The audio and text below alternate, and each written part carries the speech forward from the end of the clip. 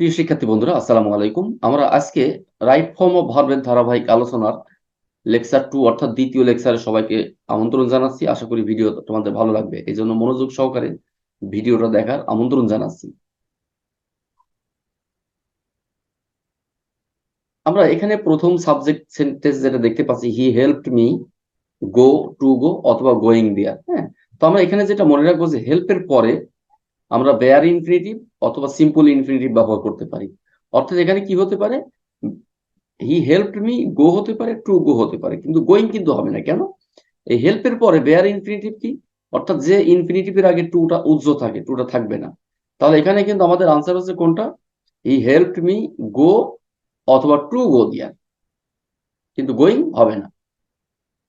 2 নম্বর sentence খেয়াল করো, he needs write to write অথবা writing the letter. He needs write to write অথবা writing the letter. তো এখানে দেখো, আমরা জানি যে নিড, এই নিড ভার্বের পরে কিন্তু ইনফিনিটিভ ব্যবহৃত হয়। তাহলে কি হবে, হি needs to write the letter. ঠিক আছে, হি needs to write the letter. Question number 3, the letter needs. আচ্ছা, এখানে একটা বিষয় খেয়াল করো, এখানে লেটারটা কিন্তু একটা অবজেক্ট, অর্থাৎ অবজেক্ট যখন সাবজেক্ট হয়, অর্থাৎ কোনো বস্তু যখন সাবজেক্টের কাজ করে, সেক্ষেত্রে কিন্তু এটা প্যাসিভ হয়। অর্থাৎ এখানে আমাদের ইনফিনিটিভকে কিন্তু প্যাসিভ করা লাগবে। তাহলে কি হবে, the letter needs to be written. Okay, তাহলে আনসার কি হবে, the letter needs to be written. Question number 4, I avoided to mix অথবা mixing with the bad boys. এখানে আমরা যেটা মনে রাখবো সেটি হচ্ছে যে অ্যাভয়েড ভার্বের পরে জিরান্ড অর্থাৎ ভার্ব প্লাস আইএনজি, অর্থাৎ এখানে কিন্তু অ্যাভয়েড ভার্বের পরে আমরা ইনফিনিটিভ বা টু প্লাস ভার্ব ব্যবহার করতে পারবো না। তাহলে আমাদের আনসার কোনটা হবে, mixing. I avoided mixing with the bad boys.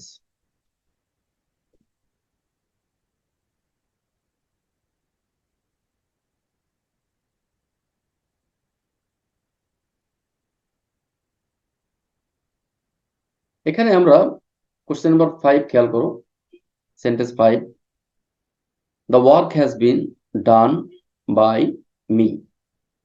The work has, তো এখানে কিন্তু ওয়ার্ক একটা অবজেক্ট বা বস্তু, এখানে সাবজেক্ট হয়েছে। অর্থাৎ সেন্টেন্সে যেহেতু একটা বস্তু সাবজেক্ট হয়েছে, বুঝতেই পারছো এটা কিন্তু একটা প্যাসিভ সেন্টেন্স। আর আমরা জানি যে প্রেজেন্ট পারফেক্ট টেন্সে যখন প্যাসিভ করা হয় তাহলে কিন্তু বিন ব্যবহৃত হয়।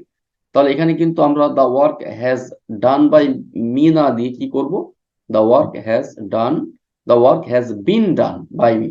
যেহেতু এখানে আহ, আহ, এখানে বাই আছে, এই বাই শব্দটাই বলে দিচ্ছে যে এই সেন্টেন্সটা প্যাসিভ হবে। ঠিক আছে, তো আশা করছি সবার ভিডিওটা ভালো লেগেছে।